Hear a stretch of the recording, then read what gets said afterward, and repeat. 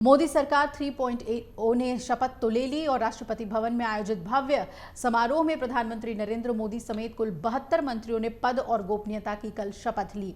मोदी सरकार 3.0 में सबसे ज्यादा 11 मंत्री उत्तर प्रदेश से शामिल किए गए हैं, वहीं 8 मंत्री इस बार बिहार से हैं। तो आइए जानते हैं कि किस राज्य से कितने मंत्रियों को सरकार में शामिल किया गया है। सबसे पहले बात यूपी की ही करेंगे तो खुद प्रधानमंत्री नरेंद्र मोदी यहां से आते हैं, राजनाथ सिंह यहां से आते हैं, हरदीप पुरी, जयंत चौधरी, जितेंद्र प्रसाद, पंकज चौधरी, अनुप्रिया पटेल, एसपी सिंह बघेल, कीर्तिवर्धन सिंह, बीएल वर्मा और कमलेश पासवान। ये वो 11 नाम हैं जिन्हें उत्तर प्रदेश से चुना गया है मंत्रिमंडल के लिए। अब बिहार की बात कर लेते हैं, जिसे कहा जा रहा है कि इस बार अच्छी खासी तवज्जो दी गई है।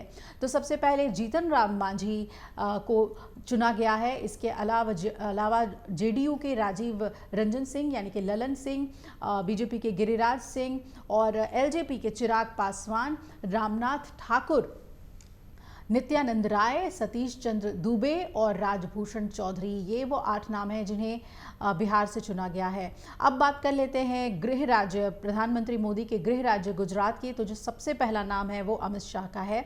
इसके बाद JP Nadda, S Jaishankar, Mansukh Mandaviya, CR Patil और नीमूबेन बम्भानिया। ये 6 मंत्री हैं जिन्हें शामिल किया है कैबिनेट में।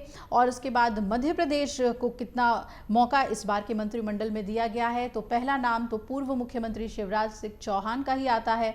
उसके बाद वीरेंद्र कुमार भी कैबिनेट में हैं, ज्योतिरादित्य सिंधिया एक बड़ा नाम, उन्हें भी शामिल किया गया है कैबिनेट में।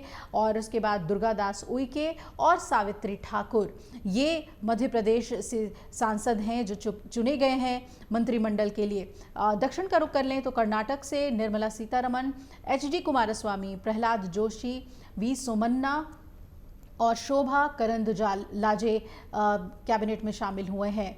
महाराष्ट्र की बात करेंगे जहां पे थोड़ी नाराजगी है अजीत पवार की तरफ से, तो यहां पर पीयूष गोयल, प्रताप राव जाधव, रामदास अठावले, रक्षा निखिल खड़से और मुरलीधर मोहोल को जगह दी गई है मंत्रिमंडल में। राजस्थान से भी कई मंत्रिमंडल में शामिल हुए हैं, जिसमें भूपेंद्र यादव हैं, गजेंद्र सिंह शेखावत हैं, अर्जुन राम मेघवाल और भगीरथ चौधरी को शामिल किया गया है।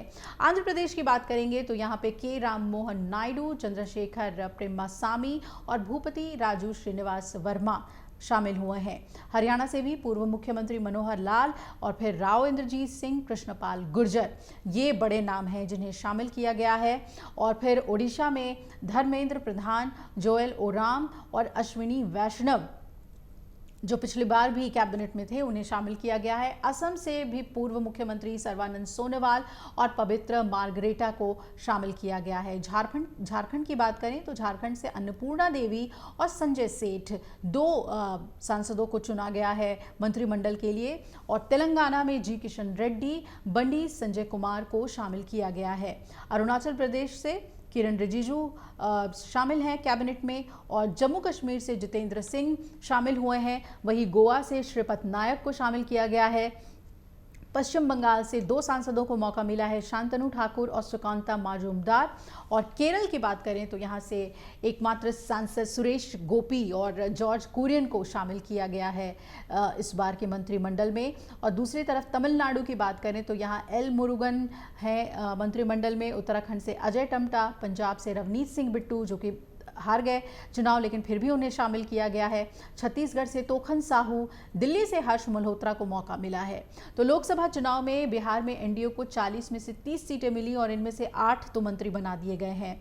4 बीजेपी के हैं, 2 जेडीयू के और 1 हम पार्टी के और 1 लोजपा रामविलास पार्टी से। बिहार में बीजेपी और जेडीयू को बराबर सीटें 12-12 मिली और इसके अलावा चिराग पासवान की पार्टी को 12 सीटें, राजद को 4, कांग्रेस को 3, सीपीआईएम को 2 सीटें मिली और 1 सीट निर्दलीय के खाते में गई। इन 71 मंत्रियों में से 30 ने कैबिनेट मंत्री, 5 स्वतंत्र प्रभार वाले और 36 ने राज्य मंत्री के रूप में शपथ ले ली है। अब इनमें से जो जातीय समीकरण की भी बात करें तो 27 तो ओबीसी से हैं, जबकि 10 एससी वर्ग से आते हैं। और इसके साथ साथ मोदी कैबिनेट में 18 सीनियर नेताओं को भी जगह दी गई है। 2 पूर्व सीएम को भी मोदी सरकार में बल्कि 6 पूर्व सीएम को मोदी सरकार में शामिल किया गया है और इसके साथ साथ एनडीए सहयोगी दलों के कई सीनियर नेताओं को भी मंत्री बनाया गया है। तो इस बार के चुनाव में बीजेपी को पूर्ण बहुमत नहीं मिला। हालांकि उसकी अगुवाई वाले एनडीए गठबंधन की बात करें तो बहुमत का आंकड़ा पार करने में सफल रहा। और क्या रूपरेखा है पूरे कैबिनेट की, मंत्रिमंडल की, वो हमने आपको बताई है। अब सिर्फ नज़र होगी कि किस तरीके से पोर्टफोलियो का बंटवारा किया जाता है, क्योंकि कहा जा रहा है कि टीडीपी और जेडीयू अपने लिए अच्छे पोर्टफोलियोज चाहती है, लेकिन जो 4 बड़े पोर्टफोलियोज हैं, चाहे वो गृह मंत्रालय हो, रक्षा मंत्रालय हो, फाइनेंस हो, वो मोदी अपने पास ही रखना चाहते हैं और उससे कॉम्प्रोमाइज बीजेपी नहीं करेगी। अगर आप ये वीडियो YouTube पर देख रहे हैं तो हमारे चैनल को सब्सक्राइब करें और बेल आइकन को दबाना ना भूलें। अगर आप Facebook पर ये वीडियो देख रहे हैं तो हमारे पेज को लाइक करें।